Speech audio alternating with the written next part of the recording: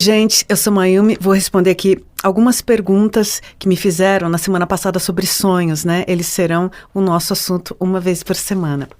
A Ana Rúbia, vou tentar resumir aqui a mensagem que ela mandou no meu post. Ela disse que sonhou com a morte do marido num acidente de carro. E isso a deixou muito angustiada à época, porque ele de fato teve que fazer uma viagem ao Rio de Janeiro. Ela inclusive pediu para que ele não fosse, não fizesse essa viagem, mas como era uma viagem a trabalho, ele foi e isso veio de fato a se concretizar.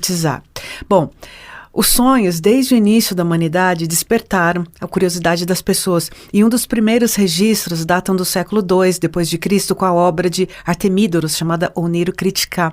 E nesse tratado, que tem 5 livros, tem uma passagem que fala sobre sonhos que podem ser prenúncios de acidentes ou tragédias. Aliás, os sonhos tinham antigamente essa função, que era a função oracular, que traziam informações sobre o futuro. Mas será que é sempre assim? Não, nem sempre. Mas será que dá para saber? Não dá para saber quais sonhos vão nos revelar o futuro, a não ser que a gente, ao sonhar, anote os sonhos e também a gente observe os acontecimentos para verificar ou não se eles acontecem ou não. Eu mesma, entre a fase da infância e a adolescência, tive sonhos premonitórios. Vou até compartilhar um aqui com vocês.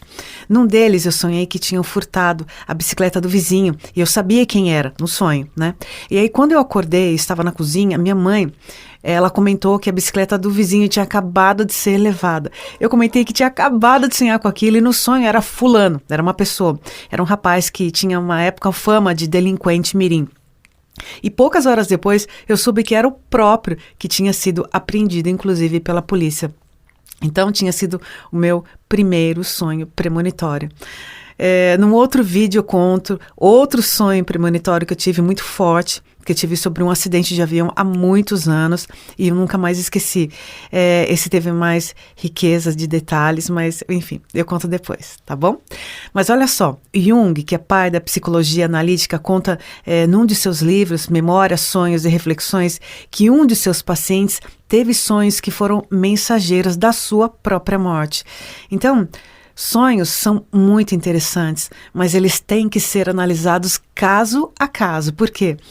Não é uma receita de bolo. É que um sonho é a mesma coisa para todo mundo. Eles têm particularidades, né? Estão ligadas, na maioria das vezes, com o sonhador. Por quê? Porque os símbolos se relacionam com ele.